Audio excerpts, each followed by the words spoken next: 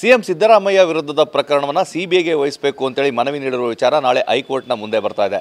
ಇದರ ನಡುವೆ ದೂರುದಾರ ಸ್ನೇಹಮಯಿ ಕೃಷ್ಣ ವಿರುದ್ಧ ಎಫ್ಐಆರ್ ದಾಖಲಾಗಿದೆ. ಹೈಕೋರ್ಟ್ ಆ ಎಫ್ಐಆರ್ಗೆ ತಡೆ ಸಹ ನೀಡಿದೆ. ಈ ಎಲ್ಲ ಬೆಳವಣಿಗೆ ಬಗ್ಗೆ ಮಾತಾಡಲಿಕ್ಕೆ ದೂರುದಾರರಂತಹ ಸ್ನೇಹಮಯಿ ಕೃಷ್ಣ ನಮ್ಮ ಜೊತೆಗಿದ್ದಾರೆ.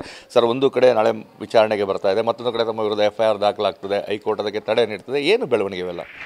ಸರ್, ನನ್ನ ಈ ಹೋರಾಟವನ್ನು ಏನು ಮೂಡಕ್ಕೆ ಸಂಬಂಧಪಟ್ಟ ನಾನು ಹೋರಾಟ ಮಾಡಿದ್ದೀನಿ. ಆ ಹೋರಾಟವನ್ನು ಹತ್ತಿಕ್ಕುವಲ್ಲಿ ಹಲವಾರು ರೀತಿಯ ಪ್ರಯತ್ನಗಳು ಮಾಡ್ತಾಯಿದ್ದಾರೆ.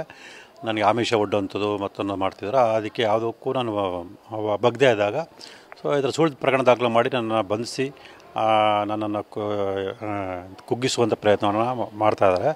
ಆ ಹಿನ್ನೆಲೆಯಲ್ಲಿ 12ನೇ ತಾರೀಕು ನಾನು ವಿಡಿಯೋ ಸಮೇತ ದೂರು ಕೊಟ್ಟರು, ದೂರು ದಾಖಲು ಮಾಡಲ್ಲ.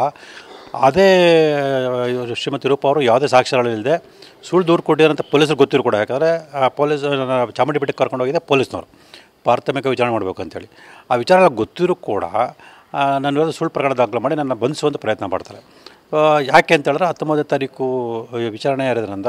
ನಿಮಗೆ ಉಬ್ಬಿದ ರಕ್ತನಾಳ ಅಂದರೆ ವೆರಿಕೋಸ್ ವೇನ್ಸ್ ಸಮಸ್ಯೆ ಇದ್ದಲ್ಲಿ ಫ್ರೀ ಡಾಪ್ಲರ್ ಸ್ಕ್ಯಾನಿಂಗ್ಗಾಗಿ ಹಿಂದೆ ಭೇಟಿ ಕೊಡಿ ಏವಿಸ್ ಆಸ್ಪತ್ರೆ. ಮೊನ್ನೆ ಉಚ್ಚ ನ್ಯಾಯಾಲಯದಲ್ಲಿ ಅದನ್ನು ತಡಿಬೇಕು ಅಂದರೆ ಸ್ನೇಹಮಯಿ ಕೃಷ್ಣ ಅವರಿಗೆ ಮೇಲೆ ಏನಾರು ಒಂದು ಗೂಬೆ ಕೂರಿಸೋಂಥ ಪ್ರಯತ್ನ ಮಾಡಬೇಕು ಅನ್ನೋ ಹಿನ್ನೆಲೆಯಲ್ಲಿ ಪ್ರಯತ್ನ ಮಾಡೋದನ್ನು ಕಂಡು ಬಂದಾಗ ನಾವು ನಮ್ಮ ವಕೀಲರ ಜೊತೆ ಚರ್ಚೆ ಮಾಡಿ ಸೋಮವಾರ ಒಂದು ಅರ್ಜಿಯನ್ನು ಸಲ್ಲಿಸಿದ್ವಿ. ನಿನ್ನೆ ಅದು ವಿಚಾರಣೆ ಮಾಡಿ ನ್ಯಾಯಾಲಯ ನನ್ನ ವಿರುದ್ಧ ಏನು ದಾಖಲಾಗಿದೆ ತಡೆಯಾಗಿ ನೀಡಿದೆ.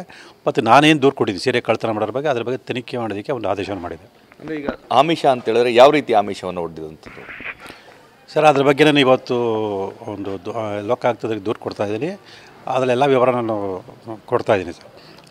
ಅಂದರೆ ಹೋರಾಟದಿಂದ ಹಿಂದೆ ಸರಿರಿ ಅಂತನಾ ಅಥವಾ ಯಾವ ರೀತಿಯಾಗಿ ಅಂತ?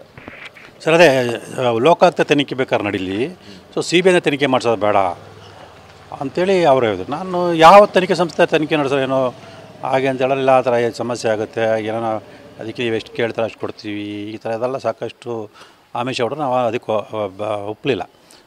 ಹಾಗಾಗಿ ಈ ಥರ ಒಂದು ಸುಳ್ಳು ಪ್ರಕರಣ ದಾಖಲು ಮಾಡಿ ನಾನು ಬಂಧಿಸುವಂಥ ಪ್ರಯತ್ನ ಮಾಡಿದ್ದೀನಿ ಅಂತ ಮಾಹಿತಿ ಬಂದಿದೆ. ಇದ್ರ ಬಗ್ಗೆ ನಾನು ಇವತ್ತು ದೂರನ್ನು ಕೊಡ್ತಾಯಿದ್ದೆ. ಅಂದರೆ CBIಗೆ ವಹಿಸೋದ್ರಿಂದ ಭಯ ಶುರುವಾಗಿದೆ ಅಂತನಾ ಕೆಲವರಿಗೆ? ಖಂಡಿತವಲ್ಲ ಸರ್.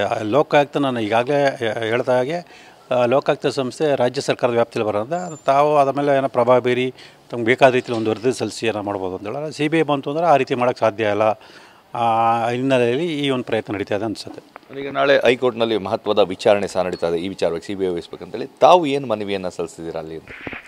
ಸರ್, ಅದೇ CBIಗೆ ಯಾಕೆ ಕೊಡಬೇಕು ಅನ್ನೋದ್ರ ಬಗ್ಗೆ ಲೋಕಾಯುಕ್ತ ತನಿಖೆ ನಡೆಸೋ ಇದು ಬೇಡ ಅನ್ನೋದಕ್ಕೆ ಕಾರಣಗಳೇನಾದ್ರು ಎಲ್ಲ ನಾವು ದಾಖಲೆಗಳ ಸಮೇತ ಮನವಿಯನ್ನು ಸಲ್ಲಿಸ್ತಾ ಇದ್ದೀವಿ. ಆ ಮನವಿಯನ್ನು ಪರಿಗಣಿಸಿ ಮತ್ತು ಎದುರುದಾರರು ಏನು ಅವರು ಆಹ್ವಾನ ಸಲ್ಲಿಸ್ತಾರೆ, ಯಾಕೆ ಬೇಡ ಅಂತ ಅವರು ಹೇಳ್ತಾರೆ, ಅದೆಲ್ಲ ಪರಿಗಣಿಸಿ ಮಾನ್ಯ ನ್ಯಾಯಾಲಯ ಒಂದು ಸೂಕ್ತ ಆದೇಶ ಮಾಡುತ್ತಾ ನಿರೀಕ್ಷೆ ಇದೆ. ಈಗ ED ಸಹ ಒಂದು ತನಿಖೆಯನ್ನು ಮಾಡ್ತಾ ಇದೆ, ಅದರದ ಬಗ್ಗೆ ಏನಾದ್ರು ತಿಳಿಸುವಂಥ ಕೆಲಸ ಆಗ್ತದೆ? ಸರ್, ಅದಕ್ಕೆ ನಾವು ED ಅವರನ್ನು ಕೂಡ ಈ ಪ್ರಕರಣದಲ್ಲಿ ಪ್ರತಿವಾದಿಗಳನ್ನು ಮಾಡಿ ಅಂತೇಳಿ ಒಂದು ಅರ್ಜಿಯನ್ನು ಸಲ್ಲಿಸಿದ್ದೀವಿ. ಅದ್ರ ಬಗ್ಗೆ ಕೂಡ ನಾಳೆ ಒಂದು ಸೂಕ್ತ ಆದೇಶ ಆಗುತ್ತೆ ಅನ್ನೋ ನಿರೀಕ್ಷೆ ಇದೆ. EDನ ಪ್ರತಿವಾದಿ ಮಾಡಿದ್ರೆ ಏನು ಪ್ರಯೋಜನ ಆಗುತ್ತೆ ಅಥವಾ ತನಿಖೆಗೆ ಏನು ಪೂರಕ ಆಗುತ್ತೆ? ಸರ್, ಈ ಪ್ರಕರಣಕ್ಕೆ ಸಂಬಂಧಪಟ್ಟ ಅವರು ಕೂಡ ತನಿಖೆ ನಡೆಸ್ತಾರಿಂದ ಅವರ ತನಿಖೆಯಲ್ಲಿ ಏನು ಕಂಡು ಬಂದಿದೆ, ಲೋಕಾಯುಕ್ತ ತನಿಖೆಯನ್ನು ಏನು ಕಂಡು ಬಂದಿದೆ ಒಂದು ಪರಿಶೀಲನೆ ಮಾಡಿದಾಗ ಲೋಕಾಯುಕ್ತರ ತನಿಖೆ ಸೂಕ್ತ ರೀತಿಯಲ್ಲಿ ಮಾಡ್ತಿಲ್ಲ ಅಂತ ಕಂಡು ಬಂದರೆ ನಮಗೆ ಒಂದು CBI ಕೊಡೋದಕ್ಕೆ ಒಂದು ಹೆಚ್ಚಿನ ಅನುಕೂಲ ಆಗ್ಬೋದು ಅಂತೇಳಿ ನಮ್ಮ ಒಂದು ಅನಿಸಿಕೆ ಆಗಿದೆ.